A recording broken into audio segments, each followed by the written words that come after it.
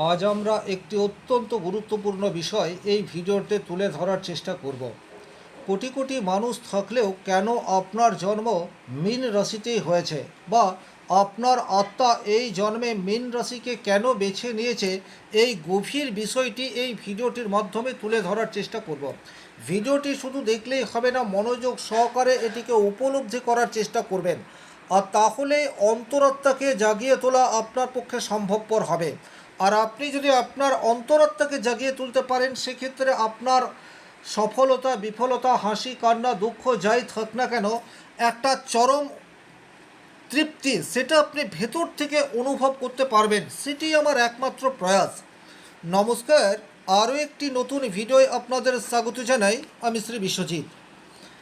অনেকেই ভাবেন কোটি কোটি মানুষের মধ্যে থেকে আমি কেন মীন রাশিতে জন্মালাম। এর পেছনে কি শুধুই জ্যোতির্বিদ্যার হিসাব, নাকি এর সঙ্গে জড়িয়ে রয়েছে আত্মার কোনো গভীর উৎস? জ্যোতিষশাস্ত্র মতে কোনো ঘটনাই স্বাভাবিক অর্থে ঘটে না, বা কোনো আত্মাই একটা স্বাভাবিক রাশিতে জন্মগ্রহণ করে না। প্রতিটি আত্মা নির্দিষ্ট শিক্ষা, অভিজ্ঞতা এবং জীবনের একটি বিশেষ দায়িত্ব পালন করার জন্যই নির্দিষ্ট রাশির অধীনে জন্মগ্রহণ করেন। যেমন এই জন্মে আপনার আত্মা মীন রাশিকে বেছে নিয়েছে। মীন রাশি হলো গভীর অনুভূতি, আধ্যাত্মিকতা, সহানুভূতি, কল্পনা শক্তি, আত্মসমর্পণ এবং নিঃস্বার্থ ভালোবাসার প্রতীক। এই কথাটি কিন্তু আপনাদেরকে চিরকাল খেয়াল রাখতে হবে। নিঃস্বার্থ ভালোবাসার প্রতীক হিসেবে মীন রাশি বিবেচিত। অন্যান্য রাশির মানুষজনের ভালোবাসার মধ্যে স্বার্থ এটা থাকতে পারে, কিন্তু মীন রাশির জাতক জাতিকাদের ভালোবাসার মধ্যে সেই অর্থে কোনো স্বার্থ দেখতে পাওয়া যায় না। আজ আমরা বিস্তারিতভাবে জানব কেন একজন মানুষের মীন রাশিতে জন্ম হয় এবং তার জীবনের গভীর উদ্দেশ্য কী। আর এই গভীর উদ্দেশ্য এটা যদি আপনি ভেতর থেকে উপলব্ধি করতে পারেন, সেক্ষেত্রে কিন্তু পার্থিব জীবনের সুখ, স্বাচ্ছন্দ্য, হাসি, কান্না, দুঃখ, বেদনা এগুলি আপনাকে খুব একটা আঘাত বা খুব একটা আনন্দ কিছুই দিতে পারবে না। বরং প্রকৃত অর্থে আপনি কেন পৃথিবীতে জন্মগ্রহণ করেছেন সেই পথে আপনি ধাবিত হতে পারবেন।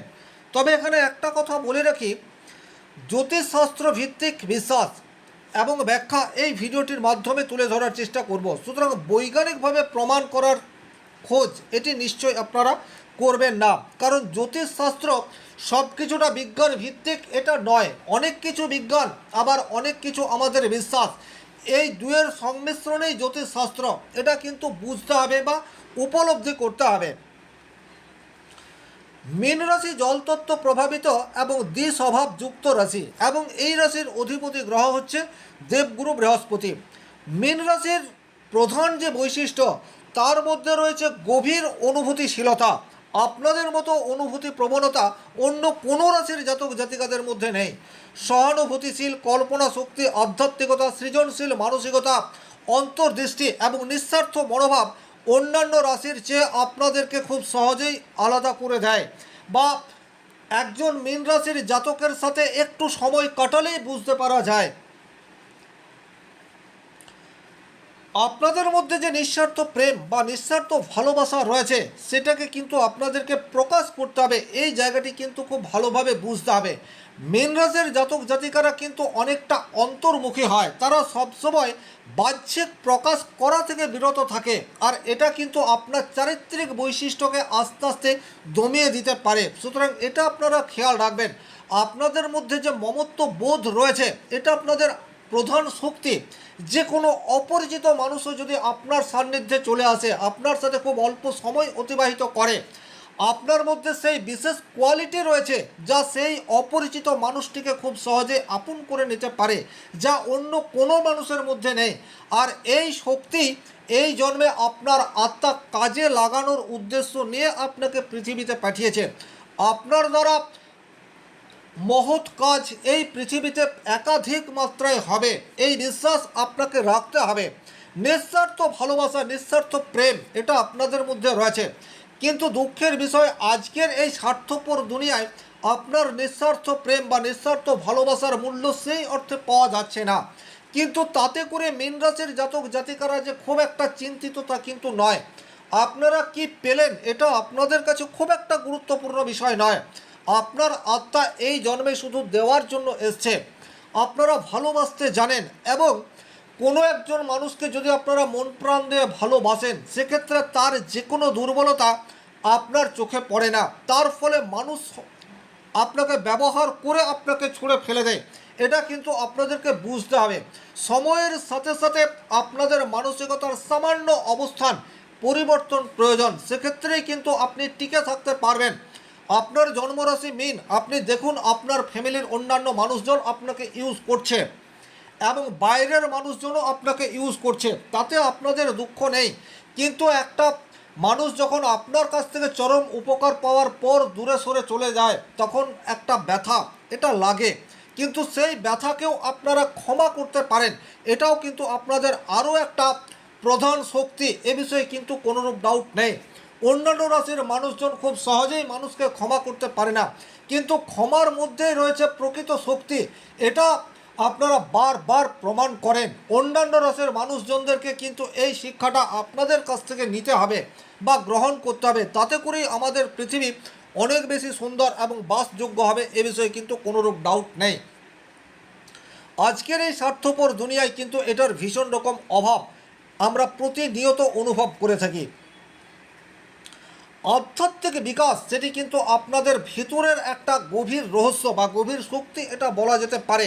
আপনাদের প্রতীক হচ্ছে আপনার আত্মা এবং যে উদ্দেশ্য নিয়ে আপনি এই পৃথিবীতে এসছেন সেটা মানব সেবার জন্য নিহিত করে যাওয়া।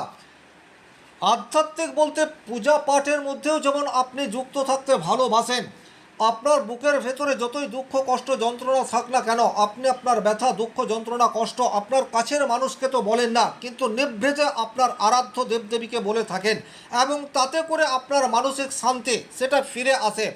এটা একটা ভালো গুণ। এই গুণটি যত বেশি আপনি রপ্ত করতে পারবেন আজকের এই স্বার্থান্বেষী দুনিয়ায়, আপনার মনের দুঃখ কষ্ট ব্যথা বেদনা যন্ত্রণা তত বেশি দূর হবে এবং আপনার অন্তরাত্মা তত বেশি জাগিয়ে উঠবে। এটা কিন্তু আপনাদেরকে খেয়াল রাখতে হবে।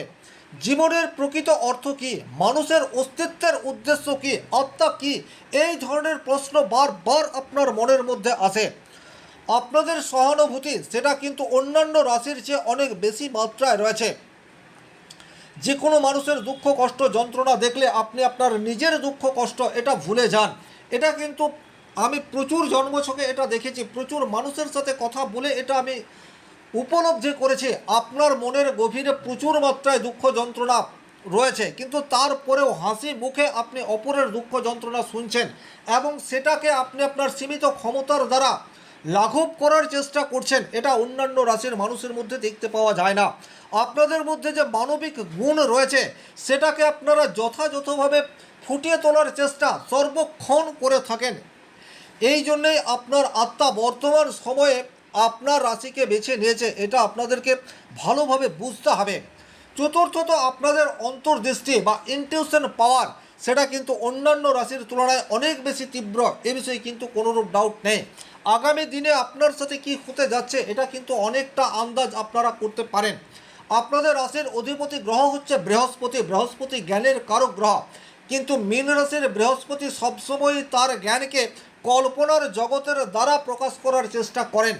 যে সমস্ত মানুষজন লেখালেখির মধ্যে রয়েছে, সৃজনশীল কাজের মধ্যে রয়েছে, শৈল্পিক সত্তা রয়েছে, তারা কিন্তু মীন রাশির হয়ে থাকলে তারা পর্যাপ্ত সাকসেস এই জন্মে পাবে, এ বিষয়ে কিন্তু কোনোরূপ ডাউট নেই। আপনাদের কল্পনা শক্তি সেটা কিন্তু অন্যান্য রাশির মানুষের চেয়ে অনেক বেশি, এটাও কিন্তু বারবার দেখা গেছে। আপনারা যদি সৃজনশীল কাজের সাথে যুক্ত হতে পারেন সেক্ষেত্রে কিন্তু পজিটিভ রেজাল্ট পাওয়ার জায়গা সেটা যথেষ্ট মাত্রায় দেখতে পাওয়া যায়। আপনার পারিবারিক জীবনের দুঃখ যন্ত্রণা সেটাকে আপনি ডেফিনেটলি ভুলে থাকতে পারবেন। আপনি যতই ব্যস্ত থাকুন না কেন তার মাঝেও আপনাকে সময় বের করে নিজের জন্য একটু সময় বাঁচাতে হবে।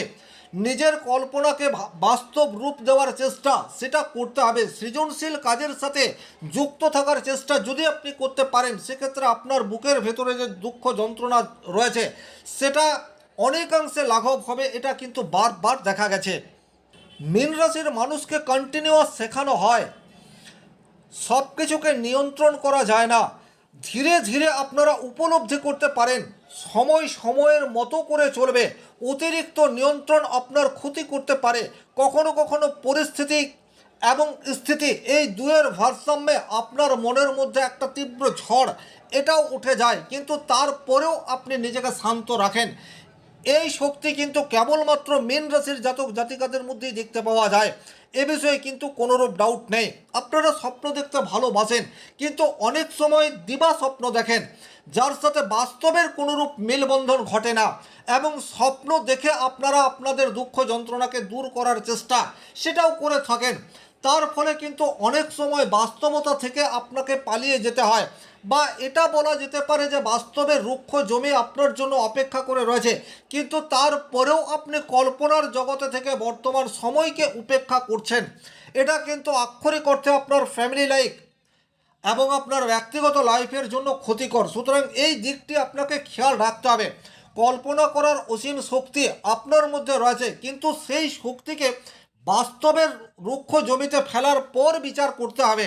শুধুমাত্র অলিক কল্পনা নয়, আপনার স্থিতি এবং পরিস্থিতি বিচার করার পর উপযুক্ত সিদ্ধান্ত, এবং সেই সিদ্ধান্তের মধ্যে বুদ্ধিমত্তার ছাপ এটি কিন্তু বেশি মাত্রায় প্রকাশ করতে হবে। অনেক সময় মীন রাশির জাতক জাতিকারা মনের কথা শুনে চলেন।